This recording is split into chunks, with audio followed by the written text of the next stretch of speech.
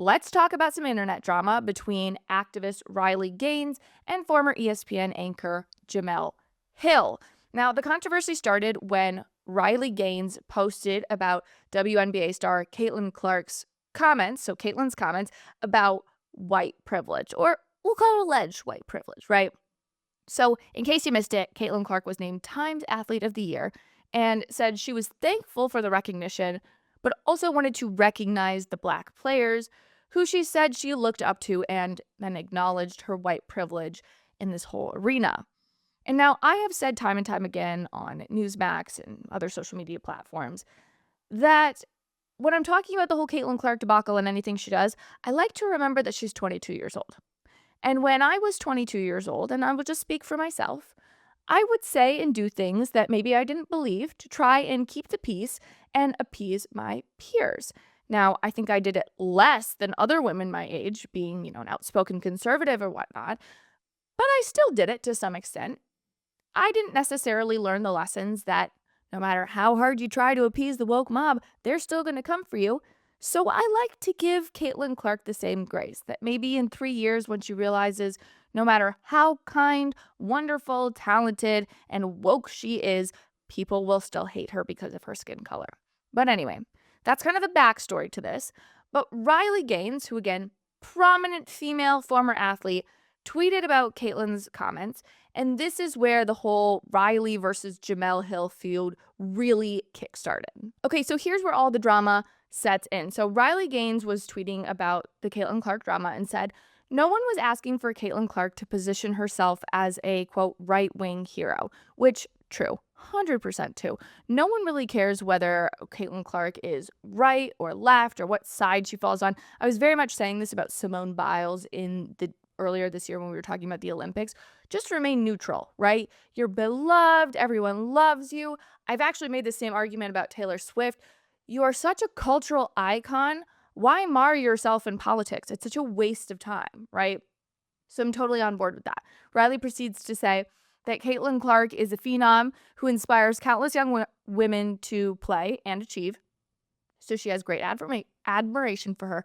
But Caitlin Clark missed the mark on this one with speaking very much about like this alleged white privilege. People in the comments are very much chiming in. White privilege of basketball. Of course, this is absurd. Like the majority of the WNBA is Black women and is Black lesbian women. And the same thing in the NBA. I know the argument is, well, no one watches the WNBA because they're Black. I'm like, no one would watch the NBA. No one would watch football. Like, that's a stupid argument. So maybe you could make the argument about gender, okay? I'll grant you that. How about that? However, it's not the race thing has kind of already been diluted by the fact that people are watching the NBA. They're watching the NFL, right? Like, people are watching these sports. So if they have such a great issue with Black people playing sports, no one would be watching. So that's when Jemele Hill kind of pops in, and she's just a professional race hustler. She's always, every time I see her, I think, obviously she has no idea who I am, and I wouldn't purport to have anything in common with her, other than the fact that we both went to Michigan State. And I'm like, really? Of all the people to graduate from my alma mater, this bitch? It's annoying. But anyway, she goes on and says, you holler all the time about supporting and protecting women, and yet the moment that Caitlin Clark expresses appreciation and respect for the Black women in the WNBA, many of whom she grew up watching and idolizing, suddenly you're acting like a disappointed parent. Child, you could not tell on yourself any louder. Okay, there is a big difference between protecting women who have biological men coming into their locker rooms and commenting on an ongoing cultural debate about whether Caitlin Clark expressing, quote, appreciation and respect. This is what I had issue, again, I think this is what Riley was getting at. You can, in your interview, your Time Athlete of the Year interview, it would actually be very classy of you to say, yes, I'm very thankful for this award. I think I've definitely earned it. I also know that there are so many other players out there who I look up to in all across the WNBA who are so worthy of this, there's worthy opponents, etc. There's a way to say it. It was the added element of race that was odd in particular? Are you saying the other white female and WNBA players are not worthy of this award, only the black ones? It's weird to add in somebody's skin color, right? But it's because there's peer pressure. Like I said, she's 22 years old. She's being told that she's getting this attention because, not because just she's talented, but she's talented, white, and straight. That's why. I would like to combat that argument and say that I don't think that's actually the case at all. I think Caitlin Clark is popular because she holds herself with grace and dignity.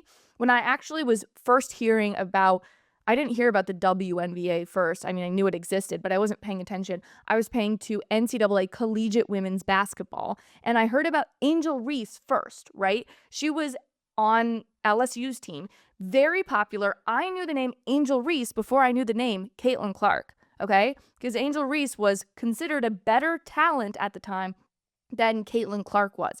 The difference between Caitlin Clark and Angel Reese is not in their skin color. It is the way they hold themselves in society. Has nothing to do with anything. Race has nothing to do with this. Everything it has to do with is the way that they hold themselves in society. Angel Reese has been a cussing, quite frankly, rude, dramatic, like begrudging person. She sits there the whole time with her shoulders slumped, like bitching and moaning the whole time. I'm not interested in propping you up to my daughter if you're going to be like a bitching and moaning, whiny drama queen. Caitlin Clark holds herself there and she answers the questions and she smiles and she's part of it, whatever.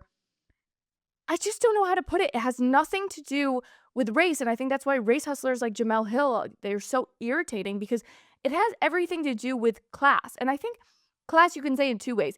Class and like the way you hold yourself and uphold yourself. There are plenty of black women in the WNBA that are classy, wonderful. They're just probably not as talented as Caitlin Clark. But when that comes around, people will idolize her. I guarantee it.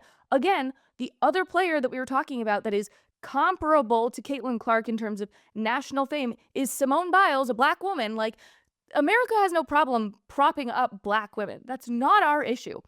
Our issue is, or alleged issue, which Jemele Hill doesn't want to actually talk about because she'd rather talk about race because it makes her money, is that Caitlin Clark is a classy woman. End of story. Let's keep going into this because I could just ramble on about how irritated I am that people do this. Riley Gaines went on to say, saying Caitlin Clark's race and sexuality make her problematic. Clark isn't the problem, she's the solution. Being a longstanding professional race baiter must be so exhausting.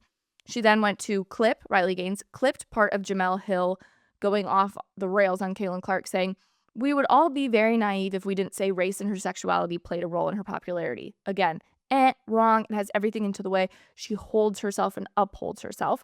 While so many people are happy for Caitlin's success, including the players, this has had such an enormous impact on the game. There is a part of it that is a little problematic because of what it says about the worth and the marketability of the players who are already there. What it says about the worth and marketability of your players is that when they act kind and they uplift each other and they're incredibly talented, they will get a lot of attention. When you act a fool and you are rude to people, you roll your eyes and you push people because of their skin color, no, America's not going to uplift that. Sorry, you just get it wrong because you live in a bubble. Jemele Hill then said, this is where shit went off the rails between Riley and Jemele.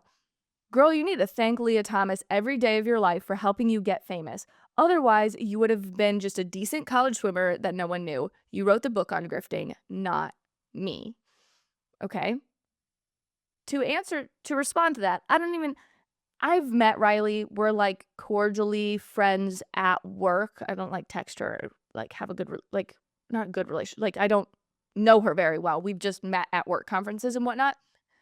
But from my little time with Riley, I think I could garner and say on her behalf, I think Riley would love to not be doing this because if she wasn't doing this, there wouldn't be biological men in women's sports and everyone would be good and move on. And I know that. I feel the same way. I would love to just be out of a job. I'd love to just be a stay-at-home mom, be out of the job. Then the media would be covering all the media stories that I want them to cover. Good. End of story. Yay. We're all good. We're living in a great world. That's not the reality. So Riley is doing this work and advocacy in this interim time when people are paying attention to her, yes, but it's not forever. Jemele Hill went on to say, "I know she didn't post the original LA Times piece. My comments appeared in that provided the entire context of my remarks. Instead, you posted an opinion piece that intentionally misrepresented what I what I said. In the same article, I called her a generational talent in the female Steph Curry. If you struggle with reading and comprehension, just say that. Okay, now we're just getting at her intelligence.